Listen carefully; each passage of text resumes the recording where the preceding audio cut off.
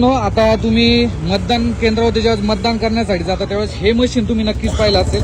तर मी पिंपरी चिंचवडमध्ये आहे आणि इथे जे इलेक्शन कमिशन आहे त्यांनी ना इथे एक मशीन डेमो म्हणून लावलेले आहे. आता इथून पुढे ज्या पण निवडणुका होतील त्या ठिकाणी हे एक मशीन असणारच आहे, जिथे आपण उमेदवाराचं नाव असतं, त्यानंतर इथे चिन्ह असतं आणि त्याच्या पुढे आपल्याला बटन म्हणजे त्याला मतदान करायचं असतं. त्यानंतर हे नवीन जे मशीन आहे ते ऍड झालेले आहेत. तर संजीव सर आहेत, तर ते आपल्याला आता हे नवीन मशीन काय याच्याबद्दल सांगतील. हा ऍक्च्युअली आपण वोटिंग मशीन हा डेमो आहे. जेव्हा तुम्ही वोटिंगला जाणार आहे त्यावेळेस त्या बूथ मध्ये ह्या 2 मशीन असतात.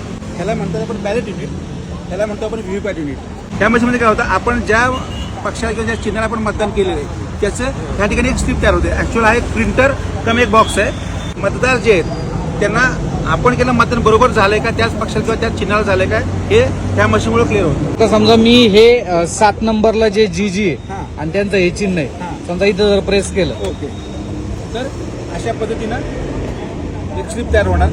ओके, ती स्लिप तुम्हाला 7 सेकंद थांबणार बघण्यासाठी. बरोबर. 7 सेकंद झाले ती स्लिप कट होते आणि खाली एक बॉक्स आहे, बॅलेट बॉक्स एक बॉक्स आहे, त्या बॉक्समध्ये जमा होते. जेणेकरून आपल्याला ह्या ज्या स्लिप आहेत ह्या स्लिप आपण काउंटिंगच्या वेळेस ह्यातल्या स्लिप आणि ह्या मशीनमधल्या वोट्स हे आपल्याला टॅली करतात.